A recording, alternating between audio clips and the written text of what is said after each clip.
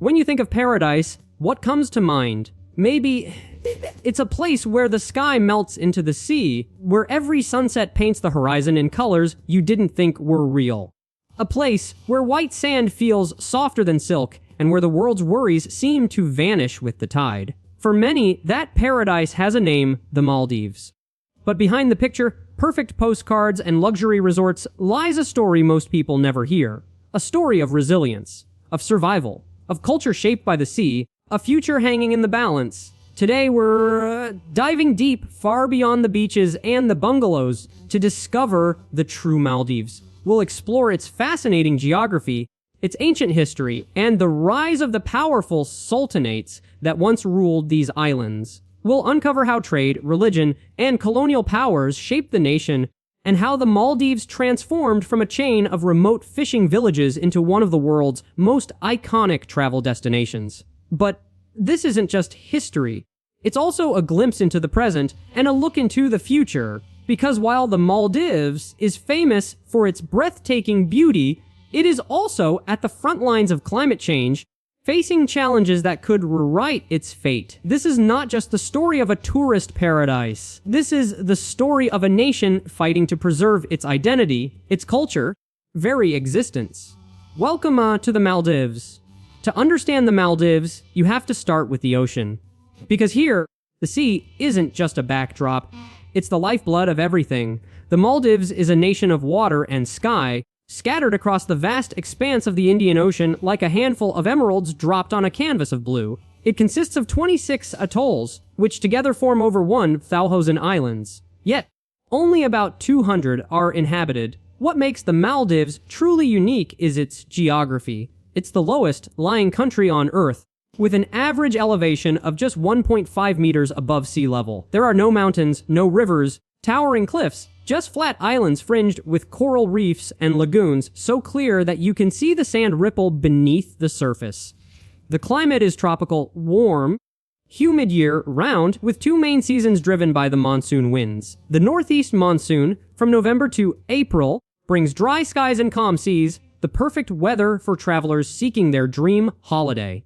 Then, from May to October, the southwest monsoon arrives, with stronger winds and heavier rains, turning the sea into a restless force once again. But beyond the beaches, the Maldives is a treasure chest of biodiversity.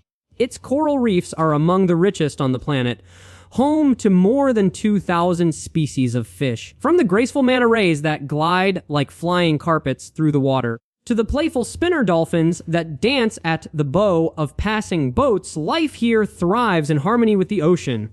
And it's not just about what's in the water. Above the surface, the islands are dotted with palm trees, tropical shrubs, and rare seabirds nesting on remote sandbanks. Yet this fragile beauty comes with a warning. The very thing that makes the Maldives enchanting, its low-lying islands, also makes it one of the most vulnerable places in the world to rising sea levels. But for now, as the waves lap against the shore and the coral gardens glow beneath the sun, the Maldives remains a natural wonder, an oasis of life in the middle of the Indian Ocean. To truly appreciate it, we need to understand how this paradise came to be. Before the Maldives became a playground for travelers from across the globe, these islands were home to ancient seafarers, traders, and settlers who saw in these atolls not just beauty, but survival. The story begins thousands of years ago. Archaeological evidence suggests that human settlement in the Maldives dates back to at least the 3rd century BCE. The first settlers likely came from nearby regions, modern-day Sri Lanka and southern India, sailing across the Indian Ocean in wooden boats. Only by the stars and their knowledge of the sea. These early inhabitants brought with them not just tools and skills, but culture. They were expert fishermen and farmers, growing coconuts and root crops while relying on the ocean for their daily sustenance. In these early days, life was simple, but the foundations of Maldivian society, community, resourcefulness, and deep respect for the sea were already in place. But these islands didn't exist in isolation.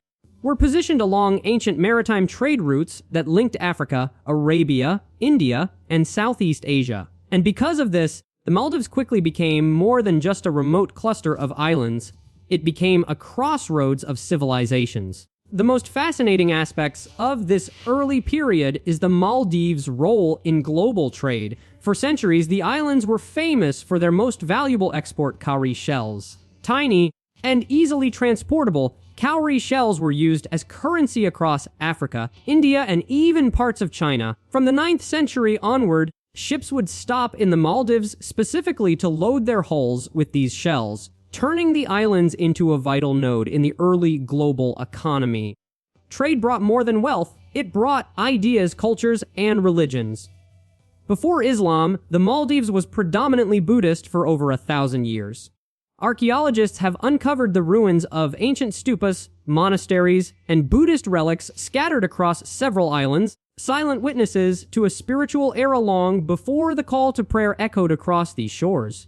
The Buddhist period left deep cultural imprints. Even today, elements of Maldivian folklore and traditional art bear faint echoes of this ancient past. And while time and conversion eventually reshaped the nation's spiritual identity, this early chapter laid the groundwork for a society that would constantly adapt to the tides of history. Yet, life in the Maldives was never without challenge. The island's isolation meant that every resource had to be used wisely. Navigation between islands depended entirely on knowledge of the reefs and currents. Communities developed a remarkable resilience, a trait that would serve them well in the centuries to come, as the Maldives transformed from a Buddhist kingdom into an Islamic sultanate, setting the stage for one of the most dramatic cultural shifts in its history. The transformation of the Maldives from a Buddhist kingdom to an Islamic sultanate is one of the most defining chapters in its history. A moment where faith, politics, and identity converged to shape the nation we know today. The year was 1153 CE. According to tradition, the conversion of the Maldives to Islam began with the arrival of a mysterious figure, al-Barakat, a scholar and traveler from Morocco, or, as some versions claim, from Persia or North Africa. Legends say that Abu al-Barakat persuaded the Maldivian king to embrace Islam, spiritual turning point for the islands. The king took the name Muhammad al-Adil, becoming the first sultan of the Maldives, and from that day onward, the nation would be firmly woven into the fabric of the Islamic world. This was more than a change in religion. It was a transformation of society itself. The Maldives adopted Islamic law, mosques, and established an education system centered on the Quran. Daivehi, the local language, began to incorporate Arabic words, especially for religious and legal terms. Calligraphy became a symbol of cultural prestige. The Sultanate era also brought political unity. Prior to this, the Maldives had been a loose collection of island communities, each with its own leaders. Under the Sultanate, however, these islands were brought under centralized rule, creating a stronger sense of nationhood. The sultans governed from Malé, the capital, which became not just the political heart of the country, but also a hub for trade and diplomacy. Trade during this era flourished like never before. The Maldives continued to export its prized cowrie shells, but it also became famous for another unique resource, dried tuna, or MS huni, which was highly valued in the region. Ships from Arabia, India, and Southeast Asia visited the islands regularly, bringing not only goods but also cultural exchanges that enriched Maldivian society. Mosques from this period still stand today as stunning examples of Maldivian craftsmanship. Built from coral stone and decorated with intricate woodwork, they reflect a fusion of Islamic tradition and local artistry. The Hukuru Miski, or Old Friday Mosque, in Malé is one such masterpiece, bearing testimony to the architectural ingenuity of this era. But the Sultanate was not without its struggles. The Maldives' strategic location in the Indian Ocean made it a tempting target for outside powers. Pirates roamed the seas. Rival kingdoms occasionally attempted to assert control over the islands. Yet, through diplomacy, maritime skill, and sheer resilience, the sultans maintained their sovereignty for centuries. Under the crescent moon and the call to prayer, the Maldives had found its new identity, an Islamic sultanate whose strength was as vast as the ocean surrounding it. And while this chapter brought unity and faith, it also prepared the Maldives for its next great challenge, the arrival of European colonial powers whose ambitions would reshape the destiny of these islands forever. For centuries, the Maldives remained an independent Islamic sultanate. by its remote location and the skill of its navigators. But in the age of exploration, the world was changing. European empires, armed with ships and cannons, to cross oceans in search of wealth, trade routes, and power. And soon, their ambitions reached the tranquil atolls of the Maldives. The first to arrive were the Portuguese. In 1558, they established a small garrison in the Maldives, seeking to control its lucrative trade routes. But their rule was harsh and deeply resented by the local population. For 15 years, Divians endured foreign occupation until one man, Muhammad Thakurufainu, emerged as a national hero.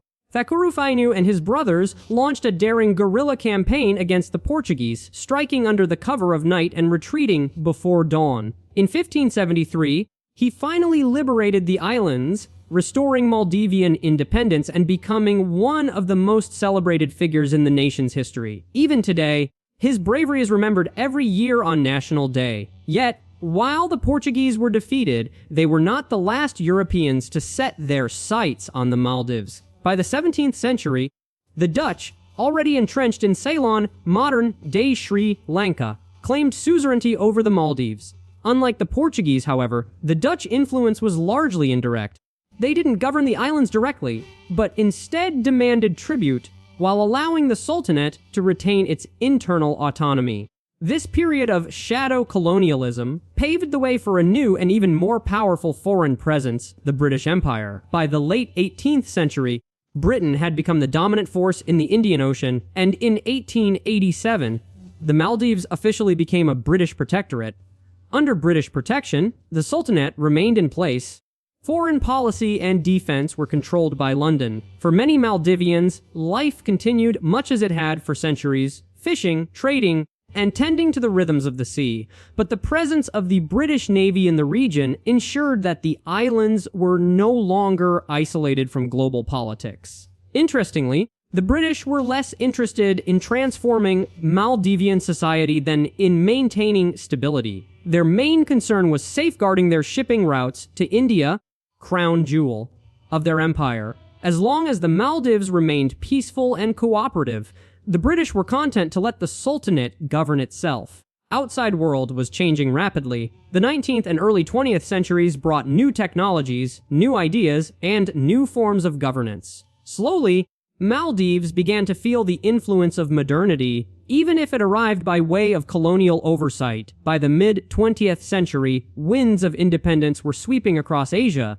Nations once under European rule were reclaiming their sovereignty. And in 1965, after nearly 8 decades as a British protectorate, the Maldives finally gained full independence, stepping onto the global stage as a free nation once more. But independence was just the beginning. Ahead lay political upheavals, bold experiments in governance, transformation that would turn a remote island nation into one of the world's most famous destinations. The year was 1965. With the stroke of a pen, the Maldives was no longer a British protectorate. For the first time in centuries, it stood entirely on its own, an independent nation surrounded by the vast expanse of the Indian Ocean. 3 years later, in 1968, the Maldives made another historic decision. It abolished the Sultanate, bringing an end to nearly 800 years of royal rule. In its place, the country established a republic, with Ibrahim Nasir as its first president. But independence was not without challenges. The Maldives was one of the poorest nations in the world, its economy dependent almost entirely on fishing. Infrastructure was minimal, communication between islands was slow, and the country faced the daunting task of building a modern state from scratch. Yet, out of this isolation came resilience. Under Nasir's leadership, the Maldives began to take its first steps toward modernization. Airports were built, schools expanded, health services improved, and, perhaps most importantly, the Maldives opened its doors to the world. In the 1970s, a new industry emerged that would change the country forever. Tourism began as a few small resorts catering to adventurous travelers, soon grew into a booming sector. By the 1980s, the Maldives was no longer just a string of fishing villages, it was a global symbol of luxury and paradise. But modernization was not only about tourism. President Maumoon Abdul Gayoom, who took office in 1978, pushed for further development. Roads were paved, electricity became more widely available. the Maldives began to strengthen its voice in international diplomacy, particularly on environmental issues. Yet, political life was far from simple. Gayoom's 3 decades in power were marked by both progress and controversy. While he modernized the nation, his rule was criticized for being highly centralized and authoritarian. Protests for democratic reforms grew louder in the 1990s and early 2000s, culminating in the country's first multi-party elections in 2008.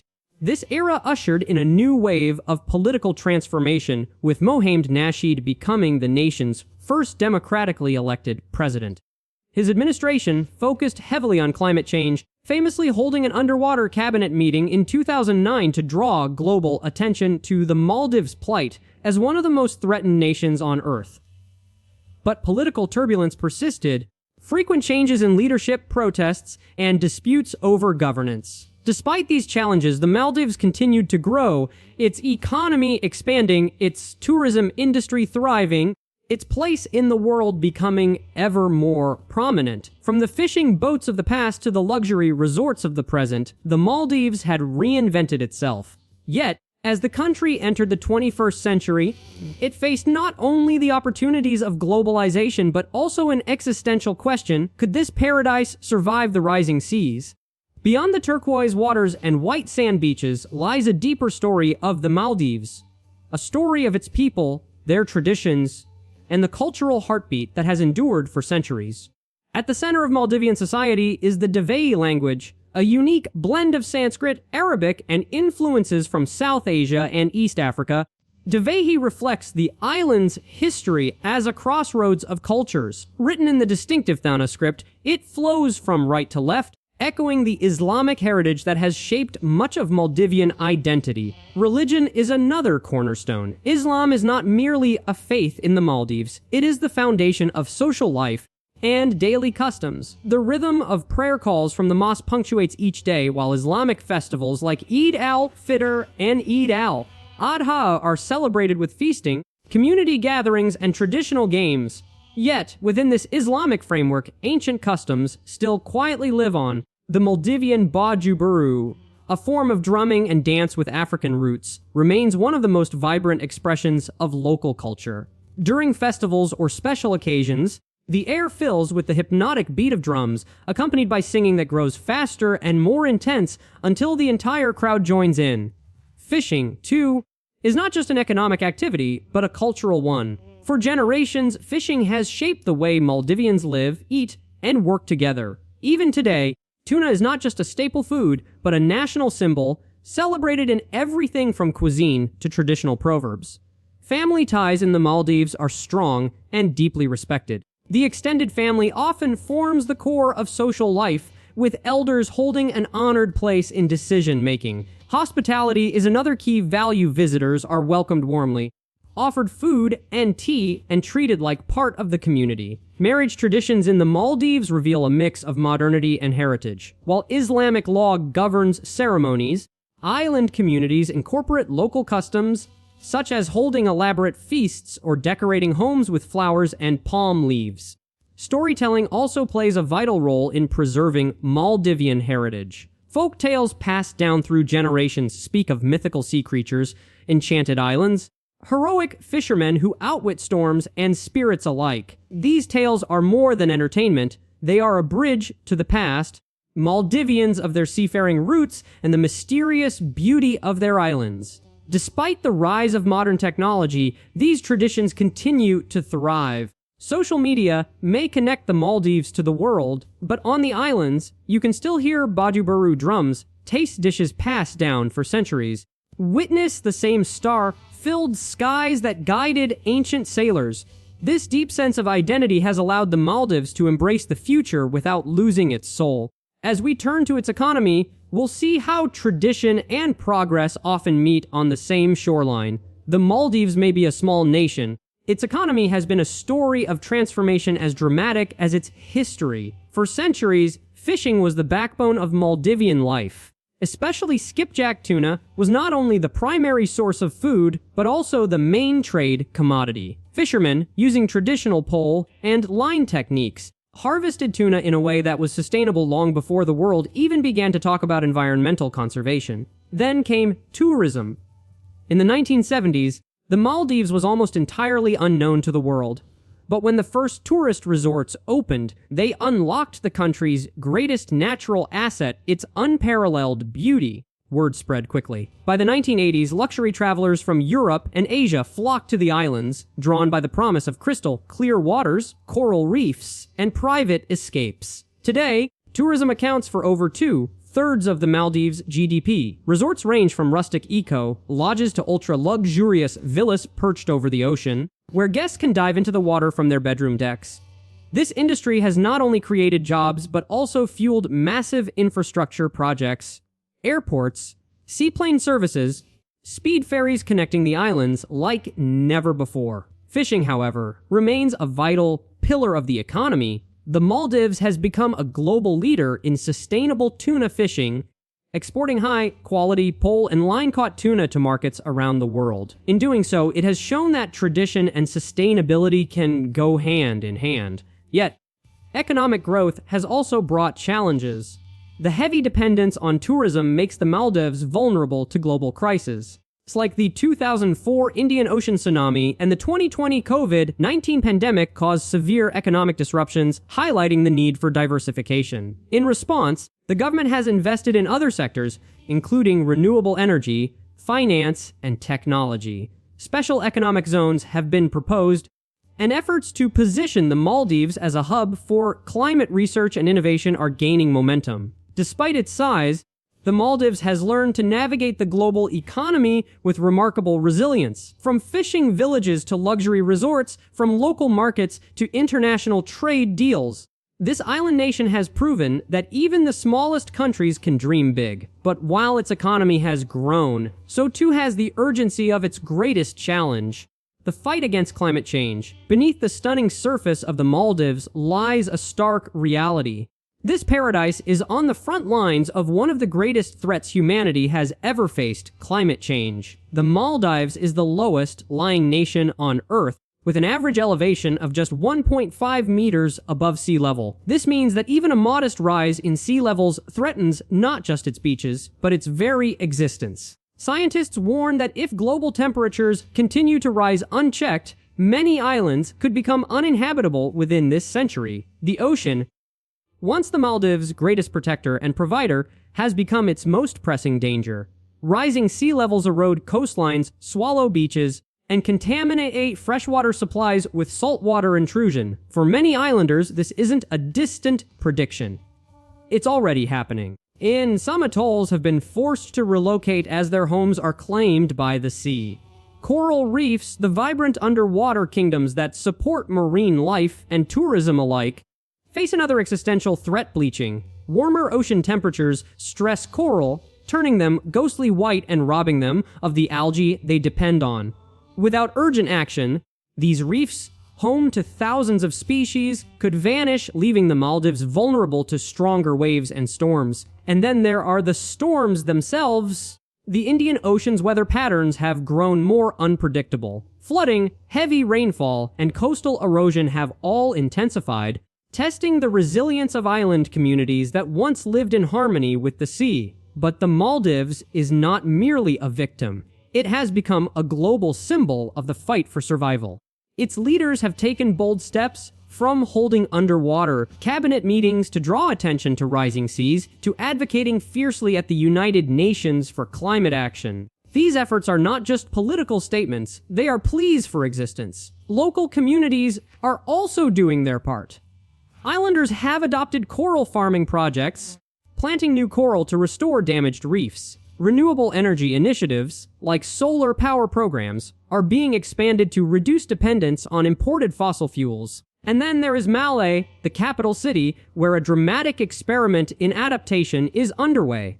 Artificial islands like Huhumalé are being built, elevated above sea level, offering hope that modern engineering might protect future generations. Yet, the question remains: can a nation that is 99% water overcome a threat of this magnitude?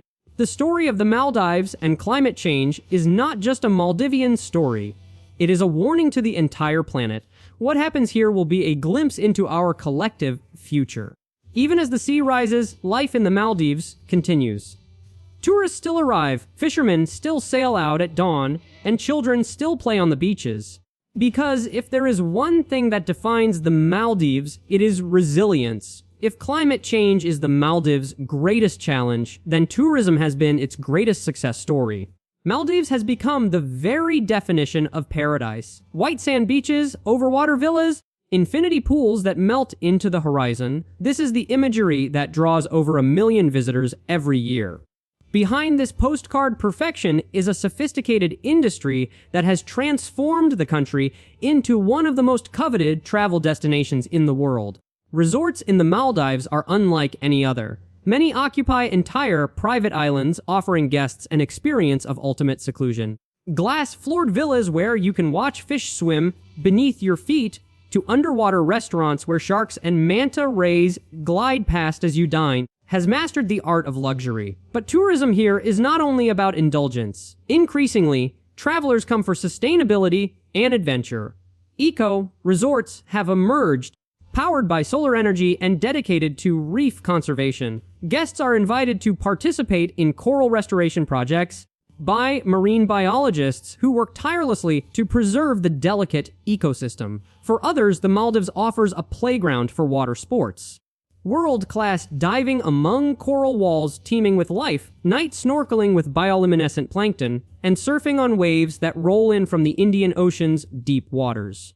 Beyond the resorts, local island tourism has opened a new chapter in Maldivian travel. Visitors now have the chance to stay in guest houses, eat home-cooked meals, experience the authentic rhythms of island life. These community-based initiatives have not only diversified the tourism industry, but also empowered local businesses. The Maldives' global image is also shaped by its role in diplomacy and culture. It has hosted international conferences, become a voice for climate advocacy, and even inspired films, documentaries, and countless travel shows. In a world where tropical destinations are plentiful, the Maldives stands apart, not only for its beauty, but for the way it has positioned itself as a symbol of both luxury and fragility. Yet, this success has brought new pressures. Over-tourism, waste management, and the environmental footprint of luxury resorts are pressing concerns. The government has responded with stricter environmental regulations and sustainable tourism campaigns, but the balance between development and preservation remains delicate. Still, travelers step onto the soft sands of an atoll at sunset, watching the sky turn shades of gold and crimson. All those worries fade. For them, the Maldives is not just a destination, it's a dream made real. And for the Maldivians themselves, every visitor is a reminder that their islands, though small, have captured the imagination of the entire world. What lies ahead for the Maldives? The future of this island nation will be shaped by its ability to adapt, innovate, and hold on to what makes it unique. Climate adaptation will be at the heart of this journey. The Maldives is already experimenting with floating architecture, artificial islands, sea walls, but technology alone will not be enough. The survival of the Maldives depends on global action. Every reduction in carbon emissions, every commitment to sustainability is a step toward keeping these islands above water. Economically, the Maldives will continue to diversify. Tourism will remain its crown jewel, but investments in digital infrastructure, renewable energy, and education are paving the way for new opportunities. Is also exploring partnerships with international research institutions to turn the Maldives into a global center for marine and climate science. Culturally, the Maldives faces the challenge of modernization without losing identity. As younger generations grow up connected to the world through technology, will be a need to preserve Dhawahi language, music, and traditions. Projects to record folk stories, teach Bojuburu drumming in schools, celebrate Islamic festivals in modern contexts will help keep the nation's cultural soul alive.